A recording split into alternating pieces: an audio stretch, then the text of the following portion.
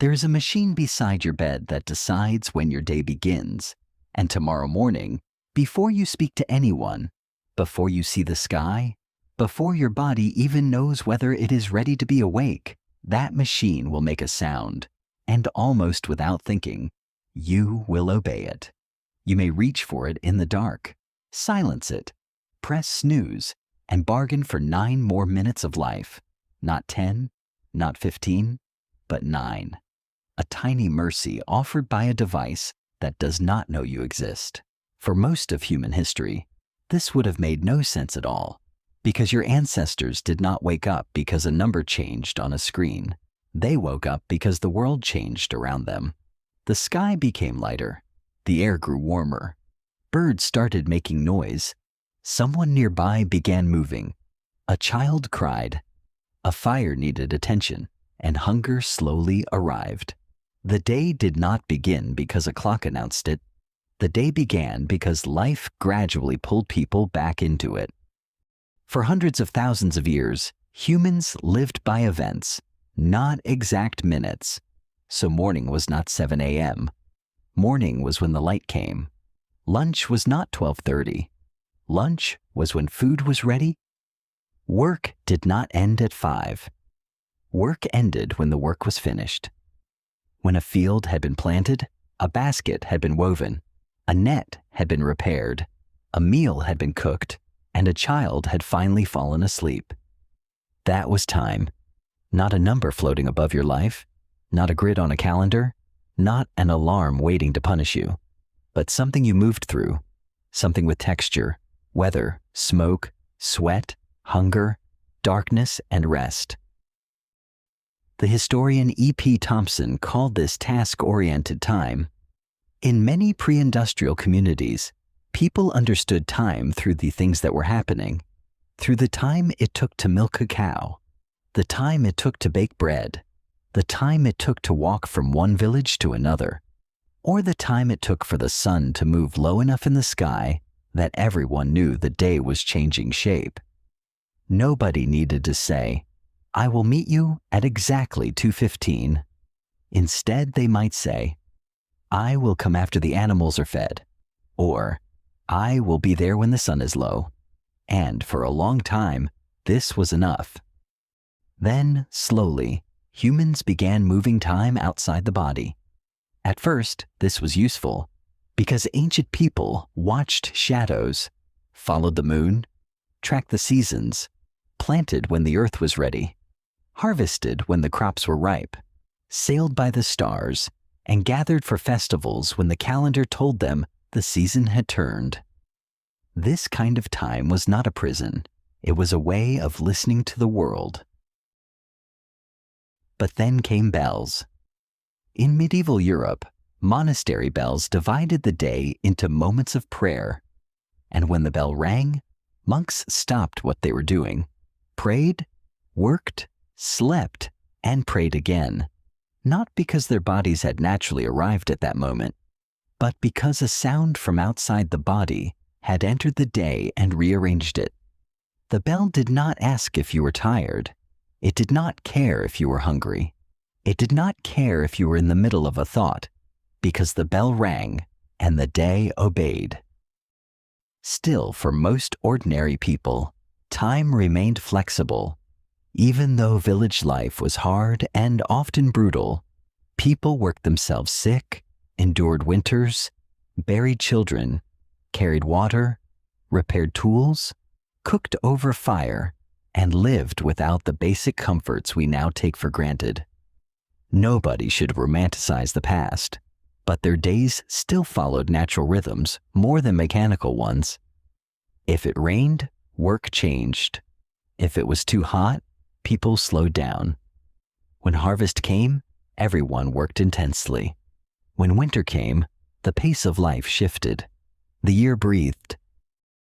Then the clock became more accurate, more public, and more powerful, and eventually, time stopped being a way to describe life and became a way to control it. By the 1700s and 1800s, people were leaving villages and entering factories, and factories had a problem Because a field can tolerate human irregularity, but a factory cannot. Machines need bodies in the same place at the same time. The furnace burns, the loom runs, the water wheel turns. The production line depends on rhythm, and if one worker arrives late, the rhythm breaks. If 10 workers arrive late, money is lost. So the factory did something that now feels completely normal. It cut the day into pieces: start time, break time, meal time, end time. And a worker was no longer paid mainly for completing a task. A worker was paid for hours.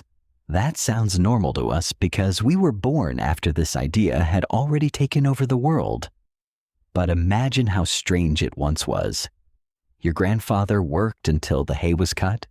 Your father worked until the shoes were made, and you worked until the clock said you were allowed to leave.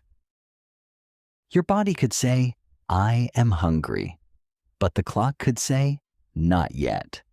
Your mind could say, "I need to rest," but the clock could say, "Not yet." Your child could be sick. Your mother could need help. The road could be muddy. The weather could change. And still, the clock would continue without anger, without mercy, and without even noticing you. That is the strange part. The clock does not hate you. It feels nothing at all. It simply continues. Tick, tick, tick. In factories, workers could be fined for being late, not hours late, but minutes late, and the old human excuses began to disappear. The baby would not stop crying. My mother needed help. The cow got loose. The rain slowed the road. These were no longer accepted as part of life's rhythm. They became inefficiencies. And this is when one of the strangest ideas in modern history entered ordinary human minds. The idea that time itself could be wasted. Not a day, not a season, but time itself. Because a minute could be wasted. A minute could be stolen. A minute could belong to someone else. Before this, people understood laziness, delay, and urgency. But the modern feeling that every empty moment must justify itself is something different.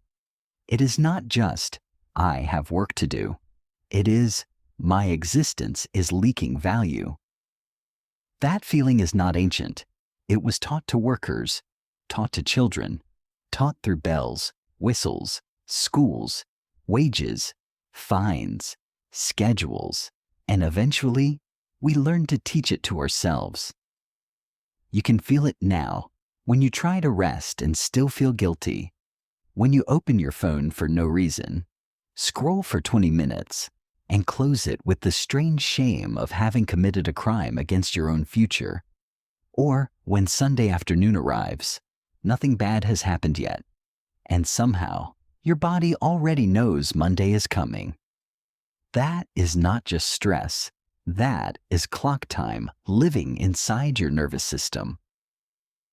Then came the trains. Before railways, many towns kept their own local time, because noon was simply when the sun was highest in that particular place, and this worked fine when people moved at the speed of horses. But trains changed everything. Suddenly people could travel quickly from one town to another. The clocks did not agree. Railway companies needed schedules. Schedules needed standard time. And standard time needed everyone to pretend that local noon no longer mattered. This was a real achievement. It made travel safer, made coordination possible, and helped build the modern world. But it also did something quietly enormous. It made time less local. Your town's son lost an argument to the train schedule, and the train schedule won. Then came offices, schools, punch cards, wristwatches, digital calendars, and smartphones. And now the clock does not hang on the factory wall because you carry it with you. It sleeps beside you, wakes you up, tracks your steps, measures your sleep, tells you how many minutes late you are, lets other people see when you are free, and allows a meeting to be placed inside a rectangle of your life before you have even decided what that day should feel like. The factory clock used to be on the wall, and now it is in your pocket, and somehow we call this freedom. But here is the strangest part. Even when no one is watching, we still obey it. You finally get a free evening, no shift, no class, no meeting, no urgent email, and still, you can't fully relax because another clock starts ticking in your mind, telling you that you should be learning, exercising, replying, building something, improving yourself, becoming the version of yourself that future you will not be ashamed of.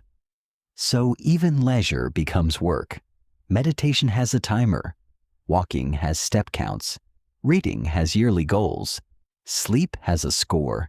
And your body becomes a dashboard that is always disappointed. This is why doing nothing feels so difficult now. Not because humans hate rest, humans love rest, and you can see it in a child lying on the floor after playing, in people sitting quietly after dinner when the conversation slows and nobody wants to move, or in an old person sitting in the sun, watching the street without needing anything from it. The body knows how to be idle, but the modern mind has been trained to see idleness as suspicious. If you are not working, you should be recovering so you can work better. If you are not recovering, you should be improving. If you are not improving, you should be entertained. And if you are not entertained, something must be wrong. So the empty moment disappears, and the small silence between two parts of the day gets filled with music, podcasts, short videos, messages, emails, and notifications. The clock broke the day into pieces. The phone filled the pieces with noise. And now we live in a world where people say they have no time, while spending hours trying to escape the time they have. But it was not always this way. Before electric light, night itself was different. And in parts of pre-industrial Europe, historians have found evidence that some people slept in two phases: a first sleep, then a quiet waking period, then a second sleep. In the middle of the night, people might talk, pray, check the fire, have sex, visit neighbors, or simply lie awake in the dark. And while not everyone slept this way, and it was not universal, the fact that it existed at all tells us something important. Even sleep was not always ruled by the clean modern block. 8 hours, perfectly timed, perfectly tracked, perfectly optimized. Today, if you wake up at 3 a.m., you might think something is wrong with you. You might panic, reach for your phone, calculate how many hours remain before the alarm, and start fighting your own body. But for many people in the past, waking at night was not automatically a problem. It was simply part of the night. Human life used to be messier, more dangerous, less comfortable, but also less measured. And maybe that is what we miss. Not the poverty, not the disease, not the hunger, not the darkness, because nobody needs to pretend the past was paradise. The modern world gave us miracles: antibiotics, refrigerators, anesthesia, safe childbirth, light after sunset, and the ability to cross oceans in a day. And these are real victories. But we also made a trade. We gained control over time by letting time control us. We made the day predictable and then wondered why life felt mechanical. We synchronized society and then wondered why our bodies felt out of sync. We invented clocks to measure time and then started measuring ourselves by how well we obeyed them. And the cruel thing is, we cannot simply quit. You still need money. You still need work. Your dentist appointment will not accept when the sun feels right, and your flight will leave whether your nervous system believes in standard time or not. We live inside clock civilization, and there is no easy way to step completely outside of it. But maybe we can stop pretending this is natural. Maybe the first act of freedom is simply noticing how strange it all is. Strange that children have to ask permission to use the bathroom. Strange that lunch happens when the schedule says, not when hunger arrives. Strange that adults apologize for taking too long to reply to messages no one was owed in the first place. Strange that being busy became a personality. And strange that rest has to be earned, as if the body is not already reason enough. Your ancestors did not know the exact minute they were born. They did not know how many hours they slept. They did not count their productivity streaks.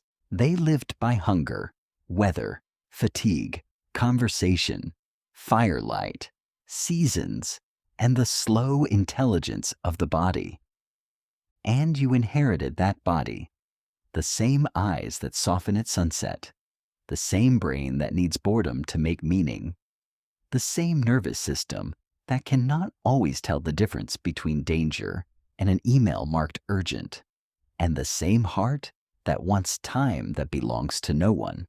So tonight, try something almost forbidden. Let 10 minutes pass without using them, with no improvement, no content, no plan, and no measurement.